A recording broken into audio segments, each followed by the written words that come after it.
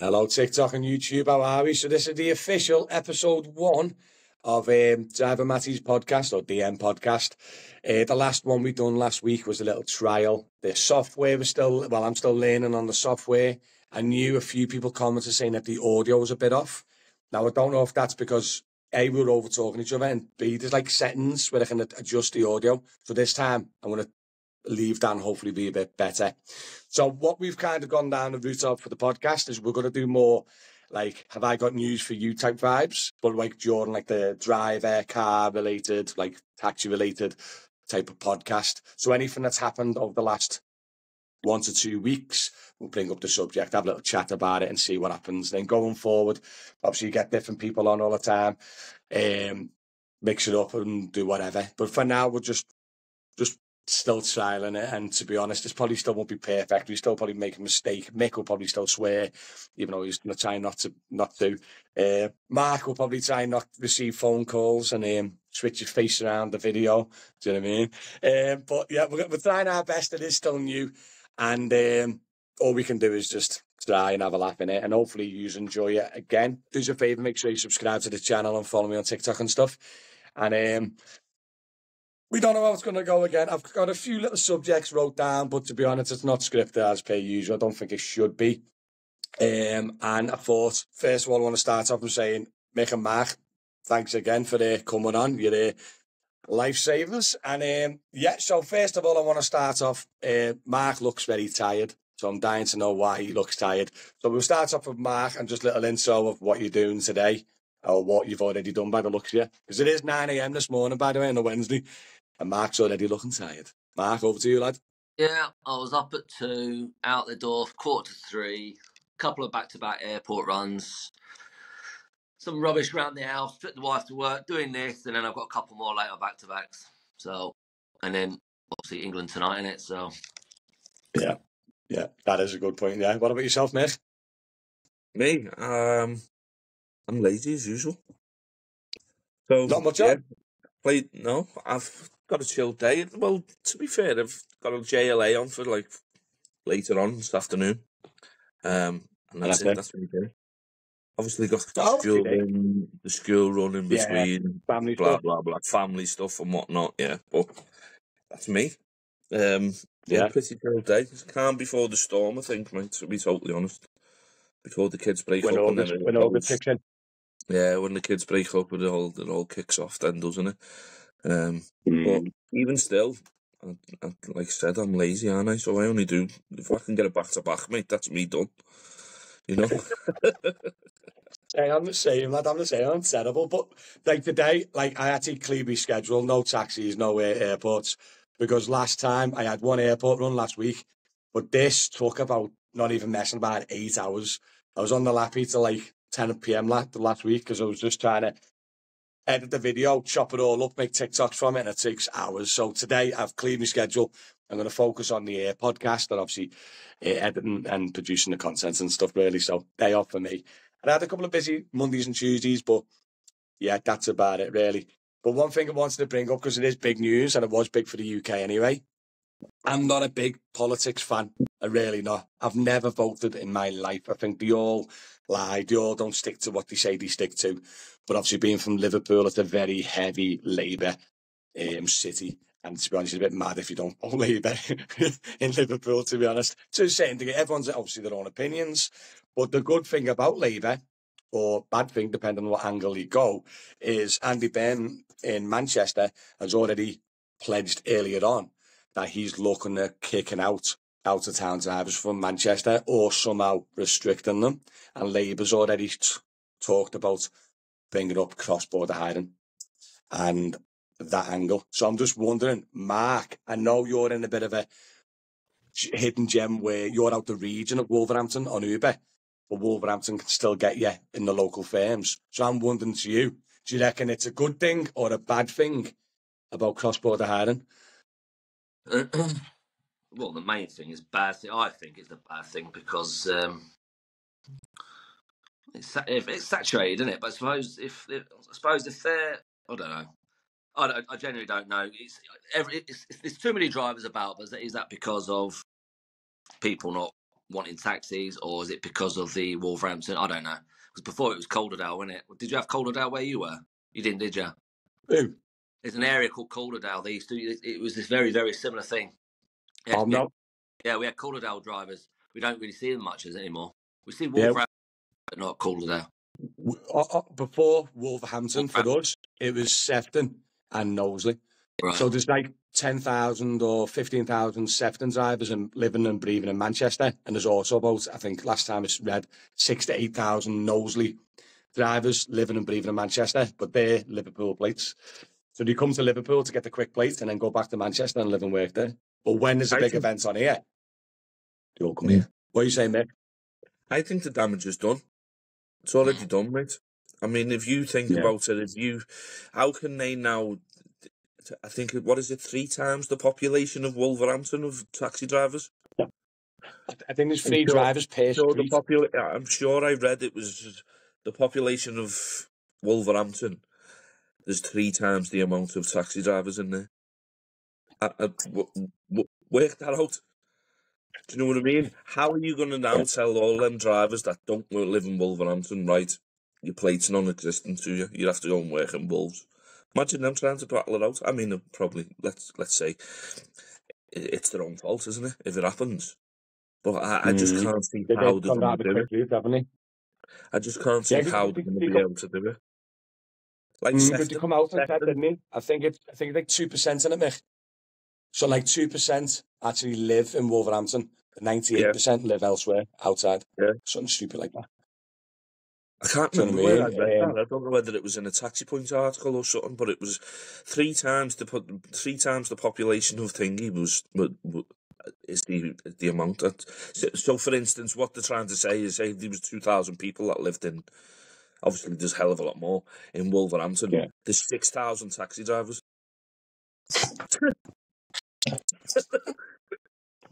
It's mad, isn't it? That's what I mean. But that's what I mean. But what I don't get is, like, how if the only thing I can think of the way they're going to do it, if Manchester comes out and says, right, we don't want the 20,000 Wolverhampton drivers in Manchester no more, but they might live in Manchester, but the license with Wolverhampton, they might go, well, we'll give you 12 months to change your badge. Do you know what I mean? Or like, you know what I mean? They've got to give off, because they've got such a changing the law, they can't change it and make it come into effect tomorrow. Because you're going to be ruining people's lives and everything else, so they're going to have to, because the people that are going to Wolverhampton, I know Scousers with a Wolverhampton badge, and they live and breathe Wolverhampton. They went there because the other local councils are too slow after COVID.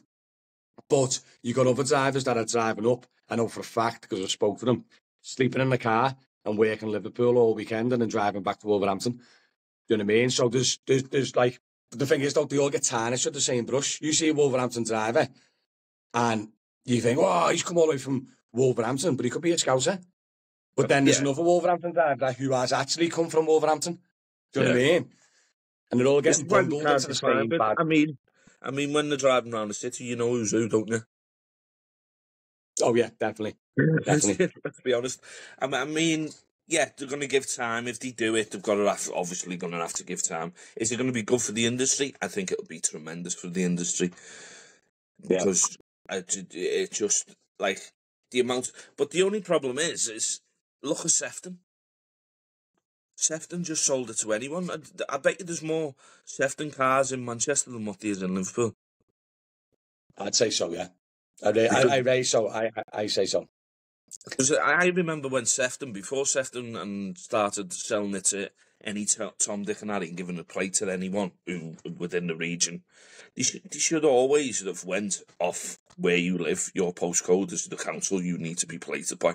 They should have always done that from day dot, to be totally honest. Yeah. But the councils just got greedy and just seen money, didn't they? Look at Knowsley.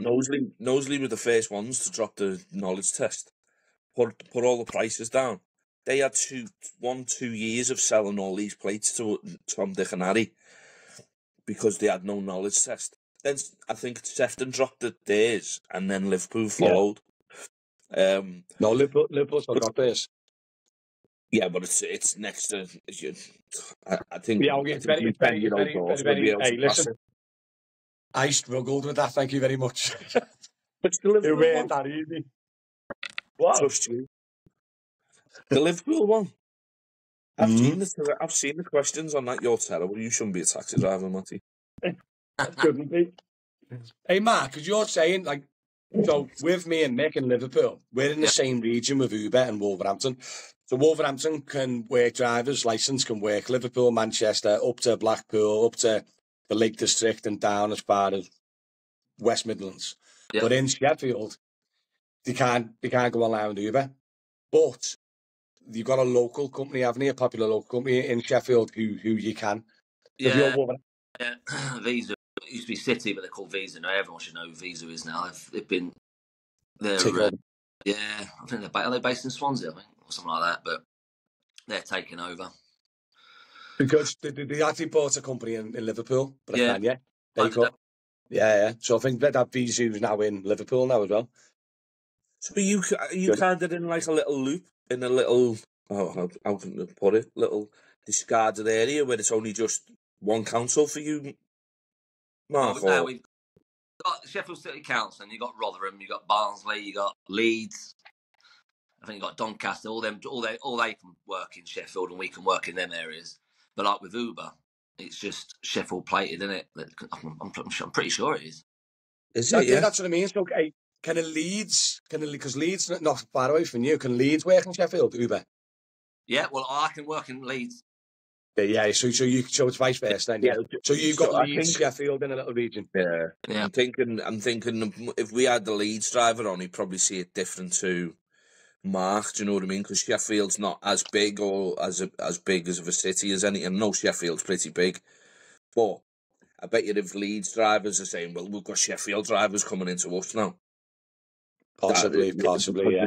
It's a bigger city, Leeds, do you know what I mean? And Uber's much bigger in Leeds than probably in Sheffield.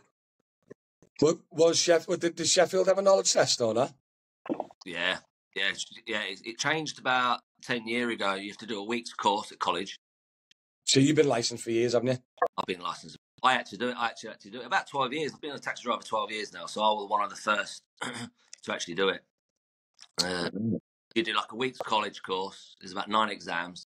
Then you got knowledge, driving test, maths and English test. It takes about 6 months.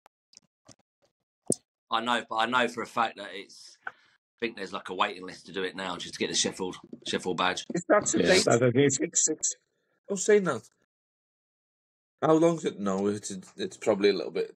It's much less than that now, isn't it? Because it took me a fair bit to get mine when I done mine. But this is 14. How long have you been? Yeah. What'd you do it on? Flipping slate and chalk? Mine was actually, if you struggled with the one today, you wouldn't have passed the other one, what I done, mate. Me, I barely passed school, lad. Hey, I barely passed school, never mind no taxi exams. We got told, basically, you pick up here, you drop off there, and you had to write every single street, the shortest route, down on paper that you'd pass through. Liverpool had multiple choice, which was still hard, though. Yeah. Do you know what I mean? Yeah, but, I mean... It's more, you should have seen the one before that. The multiple choice one, no, yeah, but didn't it random, the questions random, like it would ask you town to Anfield and then it'll throw Men Love in one of the routes? Yeah. That's how you got it. It's always funny though, there's a kid in my training and I don't know how he couldn't speak much English at all and the teacher was going, "What's this, mate?" Holding a pen to him. Like that, "What's this?" Like that, he's going, like that, right? And in the end he got through out with Liverpool. Because you couldn't even speak English and they just threw him out, like. And then one of them went to the test, on the computer, and he sat down not even 3-4 minutes and just stood up and walked out because he just couldn't even read the questions, mate. You know what I mean? And I think absolute joke. They should, myself personally, they should at least basic English and math. Yeah. Do you know what I mean? Because I'm not being funny, if you communicate with a customer, you've got to speak the local language. I'd never go to Spain and be a taxi driver and can't speak Spanish because it just wouldn't work. You need the communication. If there's a problem, if there's an issue. That things are trying and have been filtered out, you know what I mean? But the ones with most of the taxi drivers, let's be honest, they can speak English and they've got good English. That's the only downside is I think driving test and everything. I think it should be a hell of a lot harder. It shouldn't be. It shouldn't be multiple choice like the way it is. I had my driving test. So I was a driver instructor before, right? So I turned up in a driver instructor's car because I was a driver instructor at the time. So I turned up to the test centre, and the bloke went into the test centre. He came out. He goes, "Which one's car's yours?" And I went, "That one there." I mean, he just looked at me and he went, "Oh." He went, "Oh, you probably know more than me." And I went, "Yeah, probably." Anyway, we literally went round a corner. He just went, "Just go back. It's not worth it." I didn't do a test. Didn't do a driving test. Really? Yeah. We were out 5 minutes. So that's a thing. I don't know about yourself. In Liverpool, I not once done any type of driving test or nothing. It was purely just the learning about the streets and where you're going and the discrimination type of stuff and you know what I mean. Like don't touch people inappropriately and so the obvious stuff like that. So do you know what I mean? So yeah, I think you should have had at least a basic 20-minute drive with an instructor around the city. Just to confirm that you could drive. Because I don't know if you've seen it. Did you see it, Mark? I asked Mick before. There's a Wolverhampton driver on my TikTok. So a driver messaged me and said, "I've just caught this on camera." And to be honest, it got shared on WhatsApp, got shared all over Facebook and everything else. And he said, "Do you want to throw on your TikTok? See what people think?" So I went, "Sound." So I threw it on my TikTok, and it's literally a Wolverhampton driver, Uber, driving up the wrong way. Up a street. It wasn't even a one-way street, by the way. That was the right lane. That was the oncoming lane. He was just driving like that. And then the driver beeped. He moved over, turned right at a set of lights, and then went straight through a red light into oncoming traffic. Like, within a 1-minute video, he literally had 2 very dangerous, traffic violations, as you call them. So, do you think that obviously it's a Wolverhampton driver, wasn't it? So do you think that person didn't know the area, or do you think it was just a lack of concentration? 100%. I'll be honest, in this scenario, which is quite extreme, I would say he definitely didn't know the area. Yeah. Everyone knows Lord Nelson Street isn't a one-way street. Do you know what I mean? It's a very popular street. It's near the train station. Everyone goes down it. So he definitely didn't know the area. But myself personally, I don't think he knew traffic rules. Because when he went to the lights, the left arrow was green. The right light was red. And he went turning left and he went straight. But the cars were coming through and he still kind of carried on moving a little bit more.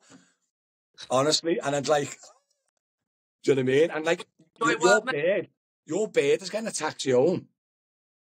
And getting in cars like that, that's the worrying thing, or like your kids, or do you know what I mean? Yeah, it does make you worry. Do you think the test should involve your ability to drive as well? Yeah, that's what I mean. I reckon you go for like a mini drive around with the licensing. Just hop in your car and you just say, head here, head back. They're just basing it off experience now, aren't they?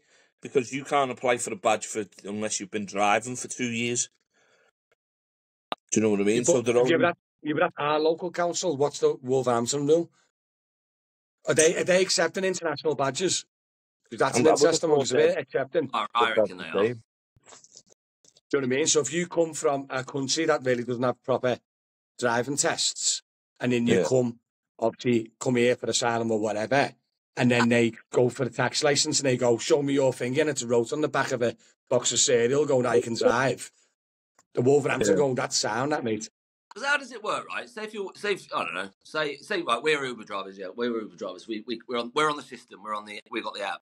So if we went to Germany, something like that, and they've got Uber, could we go over there and just say, because there's a bit on there that you can change the area that you're working in, isn't it? Not in the country. I'm pretty sure, isn't it? Because you've already got the badge. If you went over and says, "I'm doing Uber driving over in England," do you reckon the process is? Because how did I become an Uber driver? I can't remember how I became an Uber driver, but I went and saw someone, but there were no. Or did I do it all online? I can't remember. I've done that so long. Did you reckon I can't remember. You can tell that you've had about 3 hours sleep, Matt. Uber flooded the market. Well, not flooded the market, but Uber threw Opened basically a pot of gold at it when he launched, weren't they? So you probably picked up a leaflet at a train station or something somewhere, join Uber, blah, blah, blah.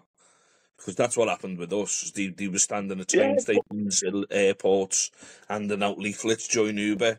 These incentives, like, I think when we first, it was like £250 incentive just to sign up for them. Do you know what I mean? You just threw a pot of gold at it, and that's how they took off. But I was going to go back to Mark's question about thingy. Is I'm guessing if I wanted to go move to Manchester, obviously because it's within my region, I could go online and still work there. Yeah. But if I wanted to move to Sheffield, it's a different region. I reckon I'd have to get my licence changed to your local council. Now, there is an actual thing on the app in there if you want to change the area to contact them, because I've tried it when I went down to East Midlands. That's what I mean, but I'm not in the region where my badge will work, I don't think. Do you know what I mean? You'd never see a Liverpool plated driver on Uber in Sheffield, even if you moved there. So, like, because it's out of the region. We stretch down to Birmingham, don't we? So we got West Midlands. At that, you drive past us, really, and you can still work down in Birmingham. Yeah. Birmingham's what, an hour away for us. Like I've even tried coming back from East Midlands when we're driving up past Chesterfield. Sometimes I can't even get online, which I don't get. Yeah, because you're out of your region. So Birmingham's 2 hours south for us. Yeah, but Chesterfield's 15 minutes down the road. Yeah, that's what I mean. Our region's massive. As far as Blackpool, can't we? That's the top end from north. I think you can work in the lakes, mate, or just south of the lakes. What? Really? I'm sure it's right up there. Blackpool was the last thingy. Well, there's no councils in the lakes, really, is there? And then you got Scotland. I think Blackpool, the lakes Blackpool, Preston, and then down like Leyland and that. That's where I thought. West Midlands, part of Midlands. I think Northampton as well. We can still work around them ways, isn't it? Northampton? Did you just say Northampton? Pretty sure, mate. Yeah, that's the Birmingham way, isn't it? So I'd say, you're probably right.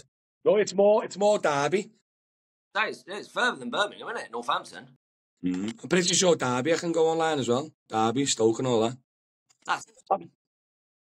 Next time you're down, try and get an airport run down to East Midlands and put it on and see if you can get it there.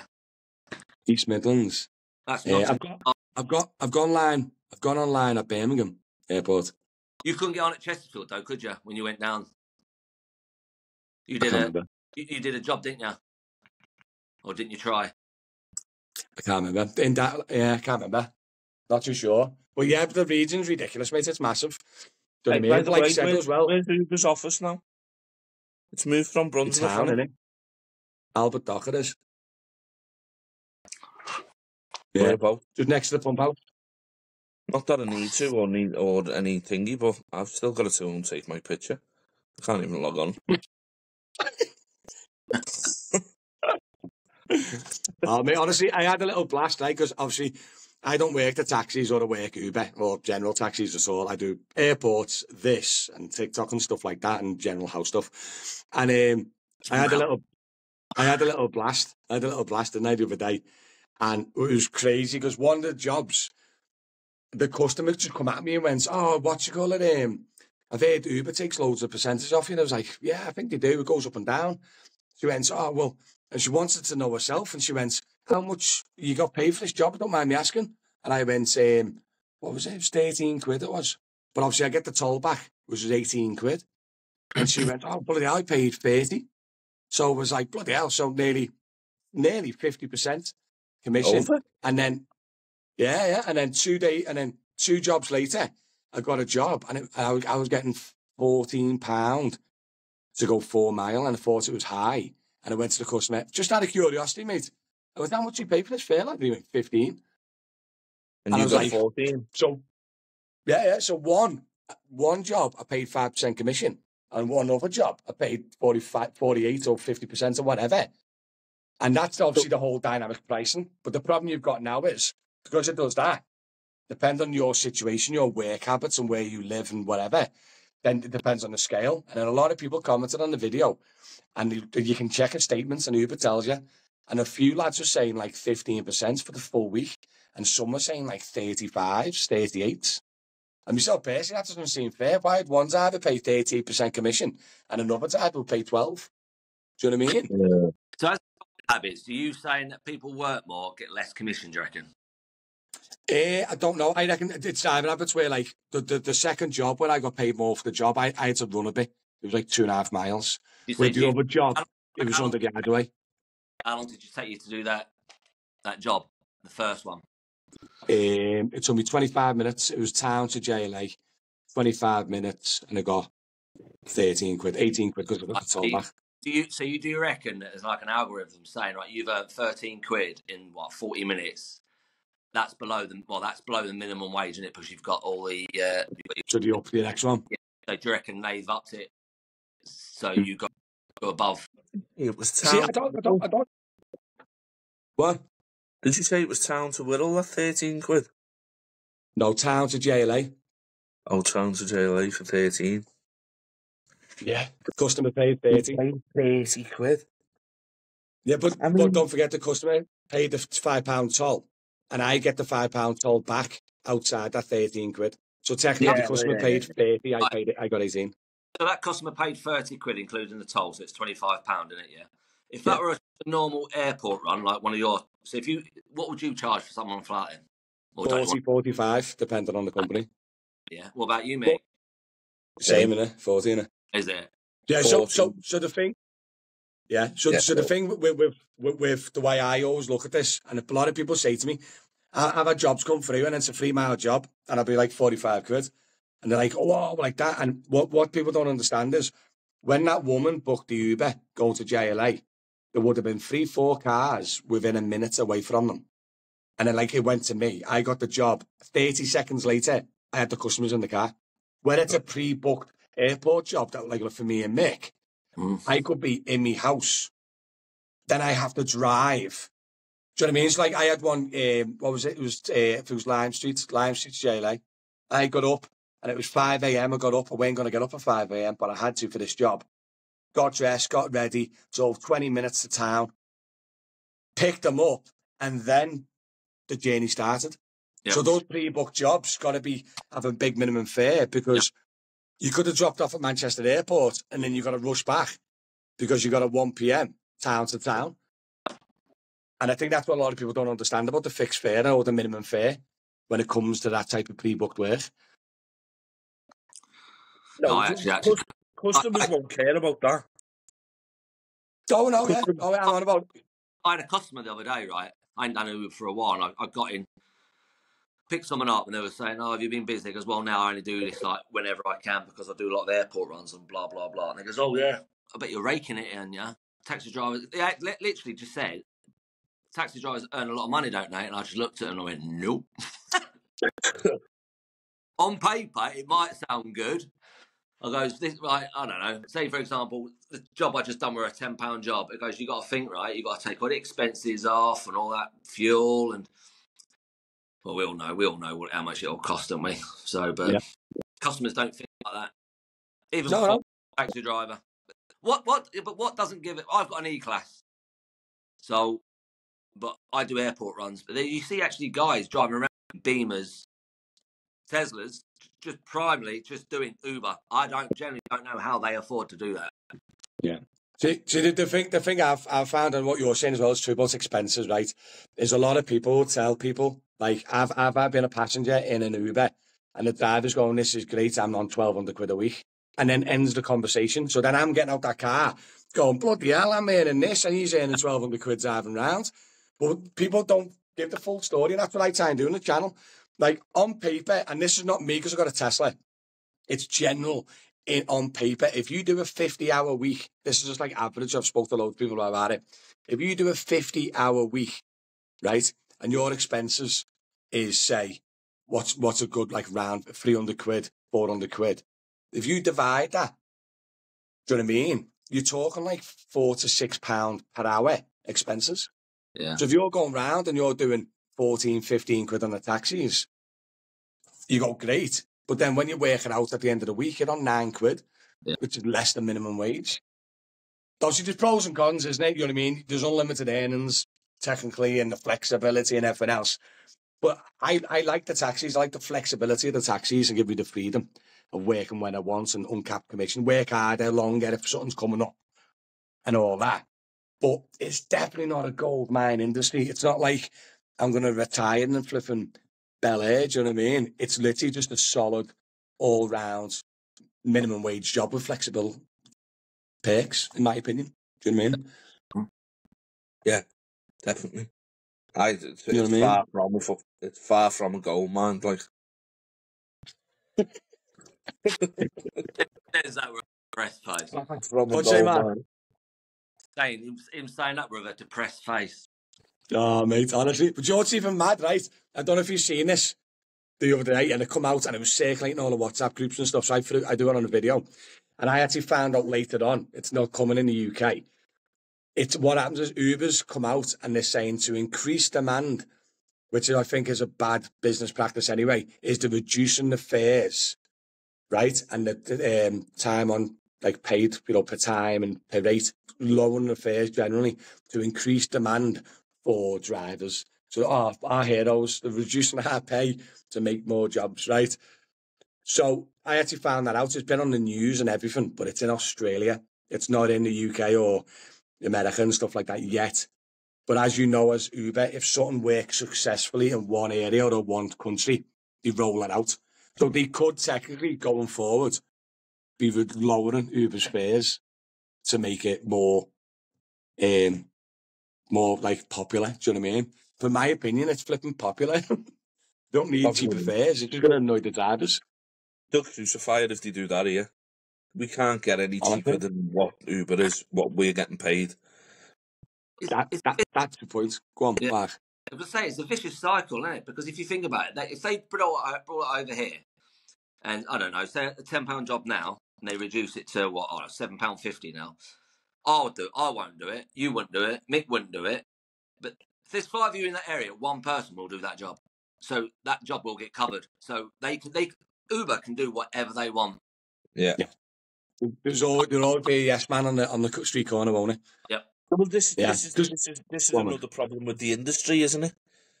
Where you're thinking is we're our own enemy as well.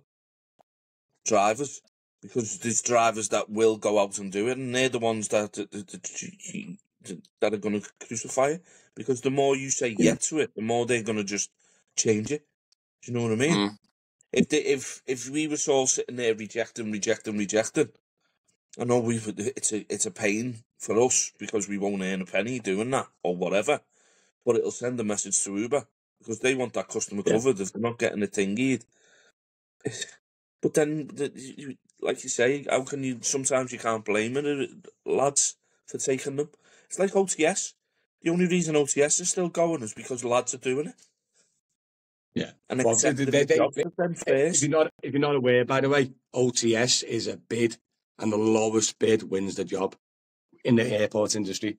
So OTS will throw a job out and to hundreds of drivers, and the lowest bid will win that job, which I think myself personally is not a good.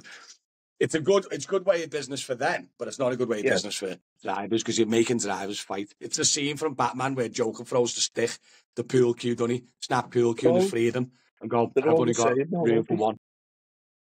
What? All these third-party companies and thingies that supply work are all the same. To be totally honest, they want the least amount going out so they can charge whatever they want to the other side. Do you know what I mean? If you go and get a quote off OTS system, they're charging the exact same prices of what we are. But yet then throwing them out to drivers doing 40 quid, 35 quid. With OTS, so what happens then? Say if I'm a customer, I go on their website and I want to go from Sheffield to Manchester Airport and say it's £100, right? Yeah. That customer will pay £100. Then once they've done that, does then OTS put it out to the drivers and the lowest bid wins? So if I bid 70, Mick bid 65, and you, Matty, don't do 60, you'll win it. So OTS get 40 quid, you get 60 quid. Okay. Yeah. But because everyone knows the business model, it's not like 100 quid, 70, 65, 60. Yeah. It's literally like 100 quid, 48, 47, 43. You kind of gauge of how low you need to go to normally win. And it's low, mate. I was signed up to OTS for about 12 months, didn't do one job because I never won a bid because I was too expensive for because I value my time as best as I can. There's a balance of valuing your time and obviously still earning money and getting a wage, you know what I mean? There's a fine balance. I'm not doing this job, you know what I mean? But I wouldn't run up and down to Manchester Airport doing 45 quid trips because there's no profit in it. On paper, you go 45 quid, 2.5 hours, and you go, sound that. But once you took off all your expenses, which people don't do, it was working out at like well less than minimum wage. Do you know what I mean? Mick, in your bus, is it 15 quid in your bus to go from Liverpool to Manchester and back? What about 15 quid? So if you had to do a car job in your bus is 65 quid, you're bringing in 50, but then you got to pay the toll to get out. So say it's a fiver, innit? So there's 45 quid in your back pocket. And then out of that 45 quid, you got to pay your insurance, your car finance, your valets, every bit of part of being a driver out of that 45 quid. Yeah. Yeah. And a round trip of Liverpool to Manchester and back is about 2.5 hours, depending if you pick it up. You're talking insurance, valets, and things like that. That's probably a fiver tops. Yeah. Don't forget your out of percentage-wise, out of all jobs you do and everything like that, still 40 quid. And you're doing, sometimes it'll take you 2 hours, 20 quid an hour. Sometimes takeouts only take an hour and a half tops. Do you know what I mean? Yeah. And you're still on 40 quid. Depends. Yeah, exactly. Yeah. So like there is pros and cons in it, but we still think that the whole market's still very competitively low. Well, yeah. Why is it though? The market itself, yeah. What's the reason though? Why is it so low? Well, if you look at two petrol stations next to each other, you got a BP and a Shell. The BP drops his fare to £1.30 a litre as a diesel. Shell will drop it to £1.29. Next week, BP will be £1.28. Like I said before, Mark, we're our own enemies. Drivers that are willing to do it for these lower prices drive the market down because they're charging this. There was a unity in this trade. We'll say you put the price 15%, 10%, 15%. People will still pay it. Oh, if the market went up, yeah. But if they phone me and I'm charging 70 quid a car, and then they phone the next company that's, let's just say, below me on Google or above me on Google, and they're 60 quid a car, I'm going to book the lad who's 60 quid. Yeah. Yeah, but even though there's people out there that'll do 50 quid runs. They'll take the 100 quid up front and then not pick them up. So they got 100 quid for the one way. I've been told by a lot of people that does happen. And I've been told by passengers that they've been let down. And sometimes cheaper with anything is not always better. You go out and you buy something, mate, and there's two values. Do you know what I mean? Oh, yeah, you pay what... Yeah. You get what you pay for as well, do you know what I mean? I understand that. You've got to also understand, touching back on OTS, there is lads out there that are just using it to fill the gaps. But then that which is only what OTS should be used for, in my opinion. But even that kills it because they're still getting the jobs covered. If they couldn't get the jobs covered, mate, they wouldn't go out at that price. They'll up the price and they'll lose the profit. Yeah. If they couldn't get the jobs covered. But like Mark says, we need a unity. We need an all stand by together. But not every... It won't happen. It would never ever happen. That's I wanted to swear then and I stopped myself. Not every would agree to it. Or they'll agree to it and then backstab you and do differently. If I said now, right guys, let's strike Thursday, no one go online on Uber. I can guarantee you that there'll be loads that won't go online on Uber. And I can guarantee you there'll be loads that was meant to be having a day off will go out on Uber to clean up. Yeah. 100%. And unfortunately, that's just the way the world works. We're all skint. We all need to earn money for the fanboy and everything else. And it's always has been a selfish trade. Do you know what I mean? And it's a very sole trader type trade, isn't it? It's a race to the bottom, mate. I keep saying it and keep repeating myself. It's a race to the bottom. Right, I'm going to point this. I think, Mark, do you have to go at 10? Yeah. Or do you have to go now? No, I need to be leaving about 5 past 10, but I need to put my eyes in because I can't see bugger all. Well, what I want to bring up dead quick, it brought up this week, and a lot of people are not aware of it, is T2 overheight is now stopping the lads going in to drop off and pick up. It's stopping them at the barriers if you're not actually overheight. Now, I know a lot of lads, especially the V classes, they're not overheight.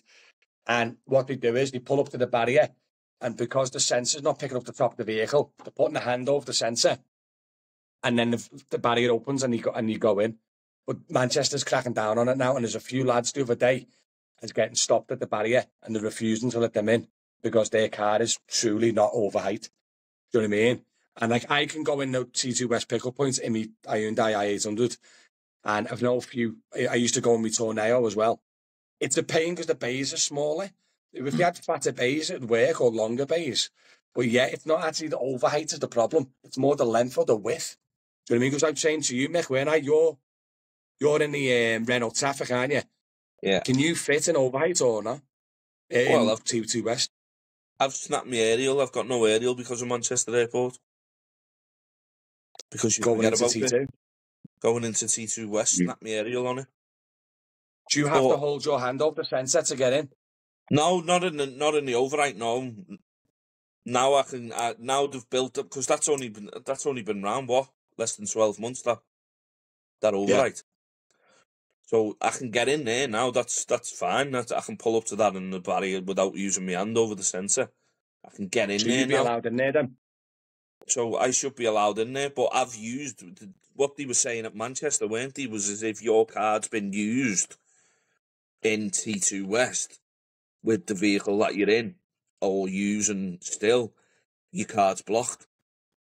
So what they're saying is if you've gone into T2 West in that vehicle, and that means you've fitted. They're not letting you in, yeah. They're blocking you from T2 overrides because you've been in that one. But when I did snap my aerial, I had a big thingy with Manchester Airport saying, "Look, you're forcing me in there. You're telling me this. It's been that long. I've been unscrewing my aerial, and now and then I've forgot to unscrew my aerial, and I've gone under and snapped my aerial, all because you're forcing me in. And I've told you numerous times that I do not fit in there unless I take my aerial off, and I can't take my aerial off all the time. You forget about it." And he went, "Well, it's your fault for forgetting about taking your aerial off." That's what they said to me. I felt like putting my fist through a face. Right, listen. How about, would you say that's a successful episode 1? What do you reckon? Was it all right? Yeah, Mick didn't swear. Yeah, Mick never swore. Mark never fell asleep. Oh. I'm all got a phone call. You all got a phone call, yeah? Last time we got a phone call and I cut the stream. Right, listen, guys, absolutely, once again, much appreciated coming on. You have helped me with this. I've got about 6 hours now of cutting this up and putting it live on the internet. But yeah, listen, guys, thanks very much, as per usual. And I hope you has a good, busy day, and I'll talk to you in the WhatsApp group in a bit. Yep, no worries. See you later. See you later. See you later, guys. Thank you. See you in a bit. Bye-bye.